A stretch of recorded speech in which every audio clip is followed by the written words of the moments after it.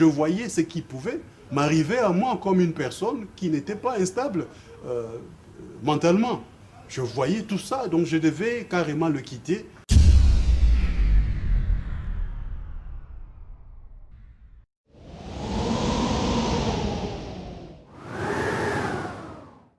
Si je dis ces choses aujourd'hui, ce n'est pas que je veux me venger de quoi que ce soit ou que je veux les diminuer. Au contraire, je suis en train de le protéger parce qu'il y a encore bien de choses que je pourrais vous dire, mais que je ne dois pas dire. Parce que si je les dis, je sentirais que j'ai trahi quelque part. Mais je vous dis ce qui est nécessaire, comme j'ai dit au début de l'émission, je dis ce qui est nécessaire pour aider le peuple à comprendre. Parce que jusqu'aujourd'hui, il y a des gens qui continuent dans la logique d'appel au soulèvement populaire, que moi je juge aujourd'hui inopportun. En décembre 2016, 6 mois, vous pouvez me poser la question pourquoi aujourd'hui, hier j'ai appelé au soulèvement populaire, aujourd'hui j'appelle au calme. Mais il y a des gens qui ont fait la guerre hier. Jean-Pierre Bemba avait pris des armes. Le pays était même scindé en 4 morceaux. Mais n'est-ce pas que plus tard, il est venu faire un dialogue avec son compatriote, le président Kabila. Ils ont réunifié le pays. Ils ont même travaillé ensemble. Jean-Pierre Bemba a été vice-président de la République ici. Moi, je n'ai pas pris des armes. J'ai appelé le peuple au soulèvement populaire. Il y a eu un soulèvement. Le 20 décembre, j'avais demandé à la MONUSCO de sortir un arsenal militaire, de mettre sur la route un dispositif militaire pour protéger les manifestants. Cela avait été fait par la MONUSCO. Aucune autre fois vous avez vu dans cette République des marches accompagnées par des chars de la MONUSCO. C'était seulement ce jour-là. Pourquoi la MONUSCO vous a-t-elle écouté?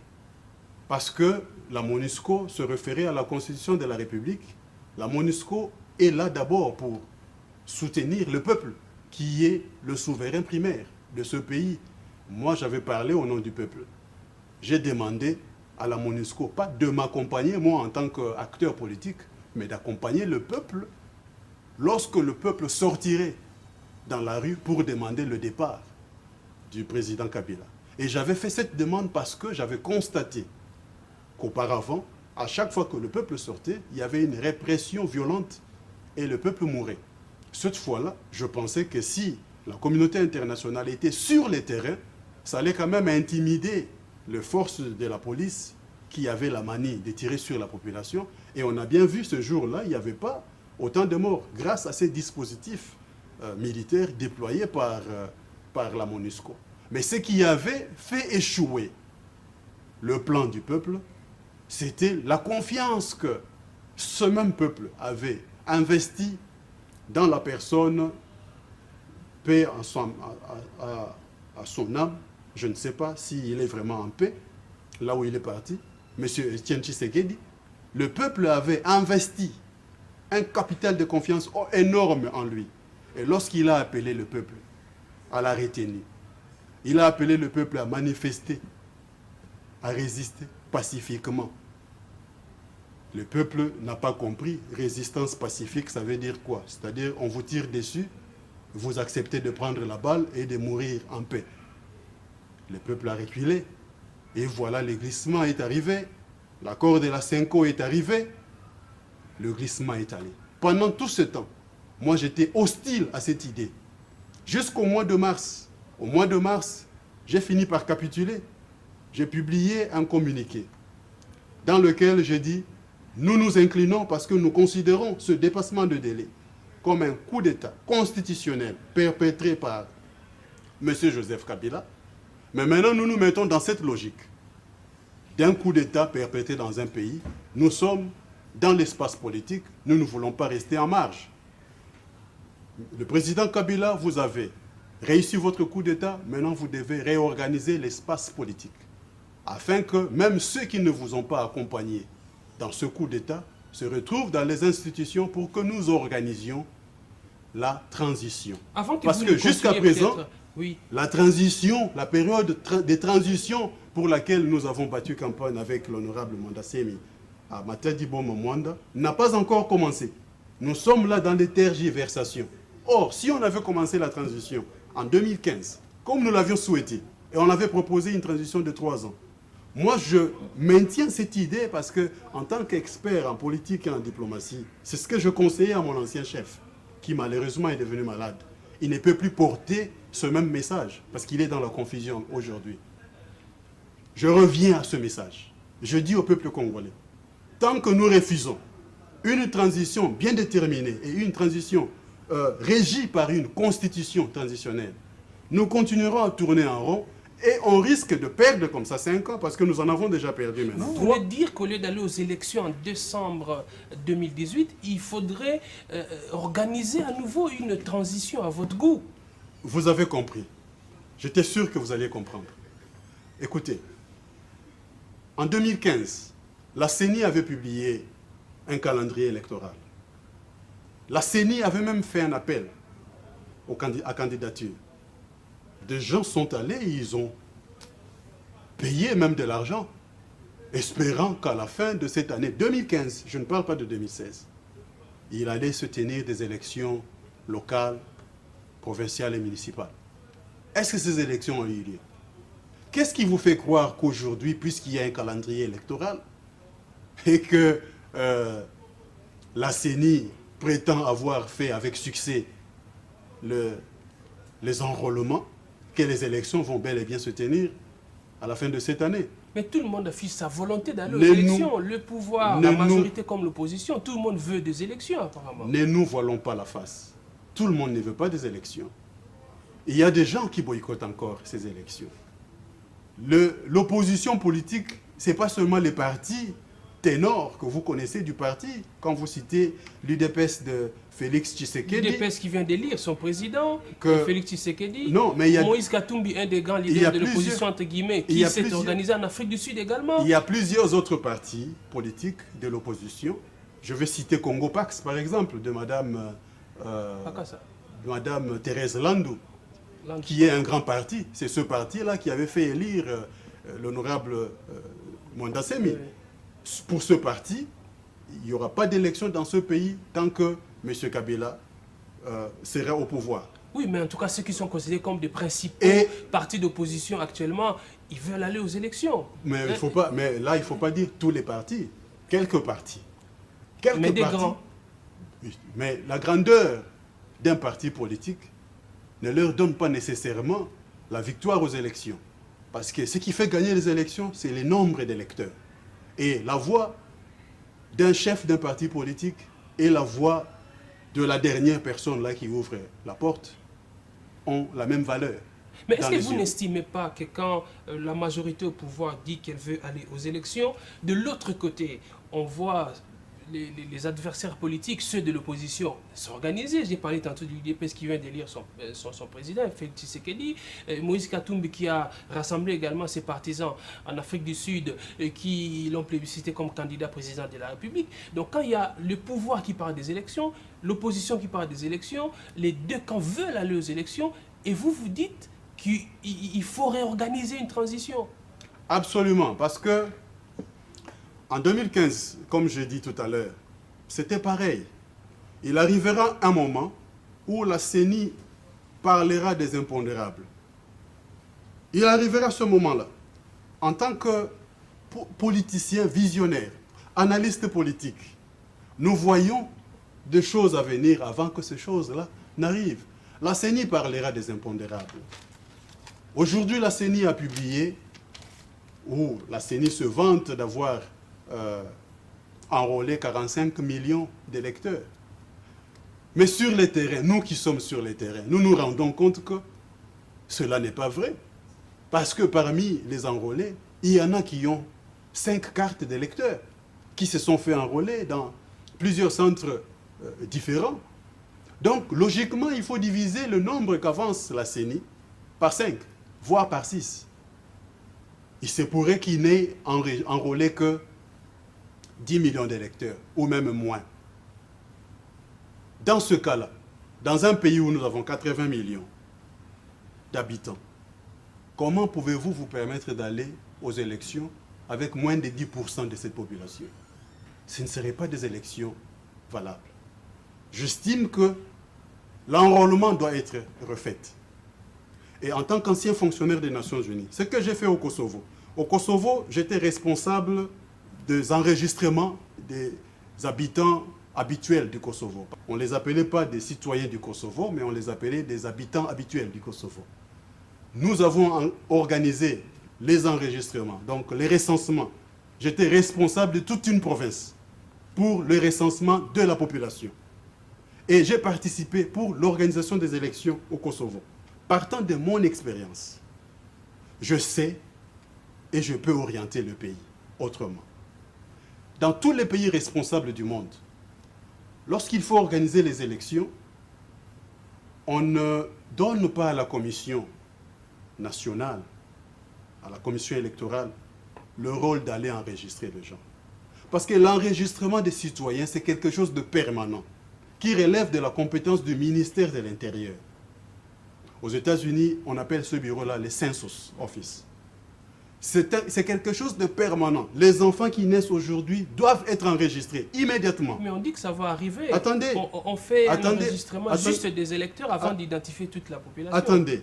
Mais combien de fois ils vont faire ça, puisqu'ils ont fait ça en 2016? En 2006 plutôt, excusez-moi. Ils ont fait ça en 2006. Déjà, au moment où ils faisaient cela en 2006, il fallait profiter avec tous ces matériels qui étaient déployés pour faire une session au ministère de l'Intérieur, afin que ce ministère installe immédiatement le bureau des recensements de la population. De telle sorte que 5 ans plus tard, aujourd'hui on ne parlerait plus des cartes d'électeurs, mais tout celui qui serait citoyen congolais aurait son numéro d'identification personnelle d'abord en tant que Congolais et sa carte de citoyen, sa carte d'identité nationale qui lui permettrait d'aller voter.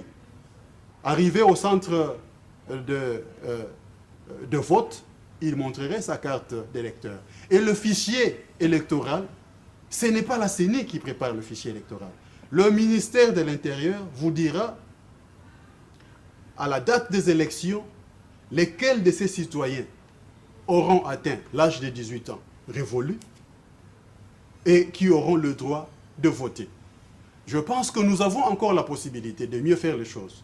Parce qu'avec la CENI, toutes ces mascarades-là vont se perpétuer. Parce que je suis de l'opposition, maintenant je parle en tant qu'acteur politique. Le travail de la CENI doit être contrôlé. Mais il ne faut pas surcharger la CENI. Il ne faut pas laisser entre les mains de la CENI le travail de recenser la population. Ce que vous appelez l'enrôlement, là, ce n'est qu'un recensement mal fait. C'est un recensement mal fait parce qu'on recense la même personne 6 fois dans 6 centres différents. Ça peut même jouer sur le nombre de la population. Il faut que pendant cette période de transition, pour laquelle je suis en train de plaider maintenant, que la transition soit constitutionnelle. Parce qu'actuellement, là, nous sommes dans une situation de non-État.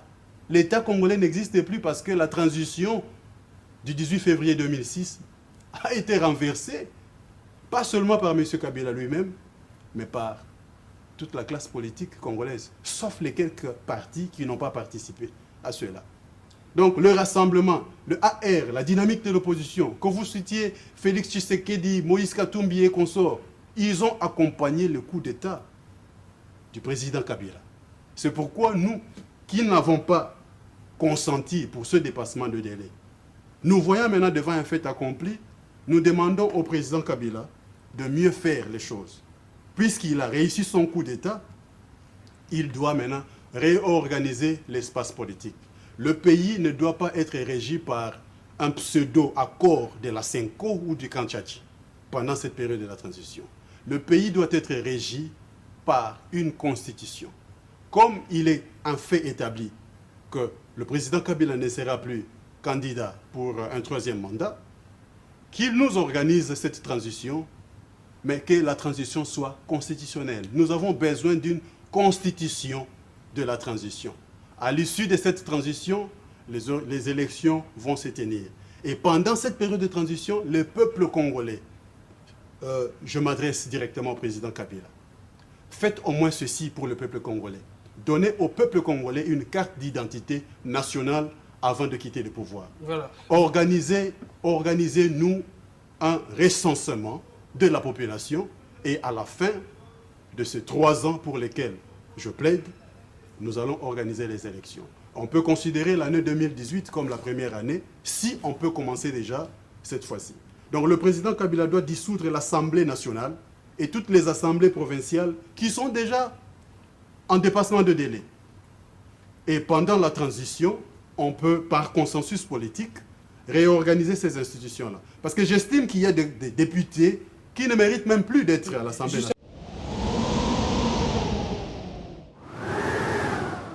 Vous-même, à un certain moment, vous avez été en contact avec l'extérieur du pays, avec des puissances occidentales contre ces pays.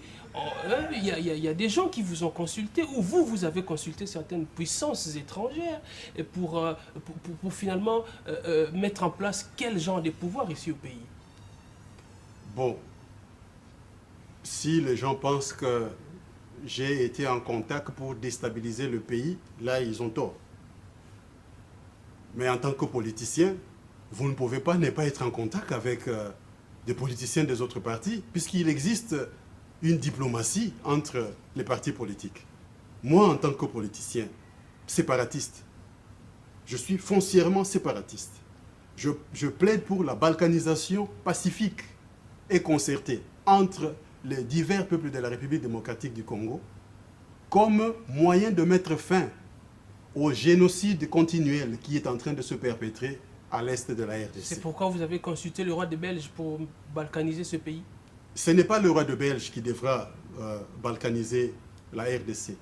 Dans mon plan de liquidation de l'État unitaire de la RDC, que j'ai écrit et que j'ai donné à la communauté internationale, je ne prône pas que la RDC soit balkanisée par les puissances coloniales, ou que la RDC soit partitionnée par les Occidentaux, comme l'Afrique avait été partitionnée en 1885.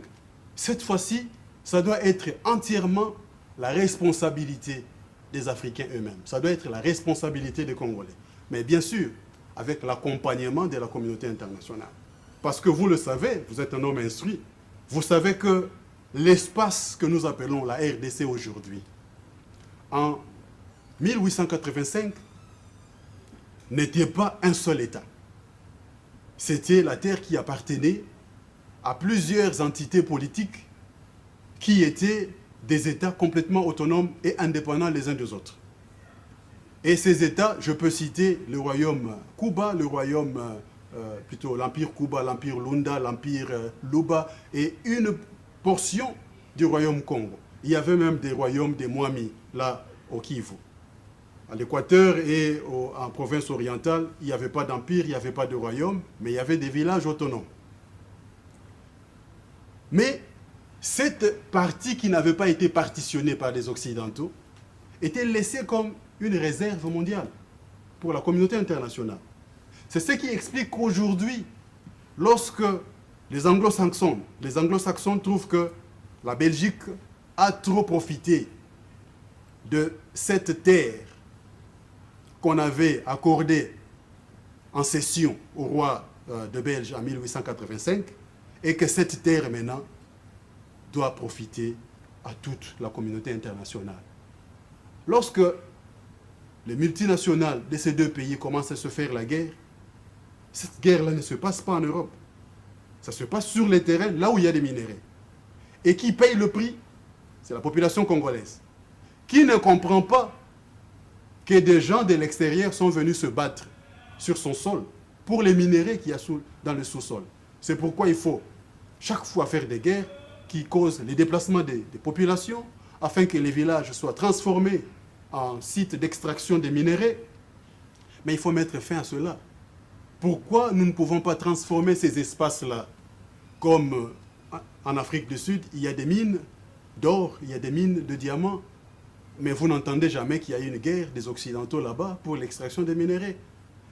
C'est à travers ce processus de balkanisation pacifique et démocratique, concerté entre les divers peuples de la RDC, avec l'accompagnement de la communauté internationale, que tout le monde se retrouvera. Et c'est de ça que vous avez parlé avec les envoyés du roi des Belges, quand ils sont venus vous consulter, vous et Mnemanda Nsemi? Les conseillers du roi de la Belgique sont venus, pas pour parler directement avec moi. C'est vrai que nous avions initié des lettres parce que à l'époque, j'étais entièrement dans le mouvement de Nemwanda Semi.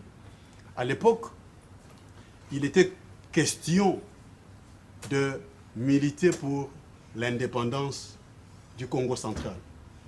Et nous avions écrit une lettre au roi des Belges que le Bas-Congo était devenu un peuple en danger de disparition parce que leurs terres étant sous la gestion des étrangers ou des peuples venus d'ailleurs, leur langue est en train de disparaître petit à petit, leur terre est bradée, et lorsque ces Bas-Congo sortent pour demander le droit de s'auto-administrer, ils sont massacrés et réprimés violemment.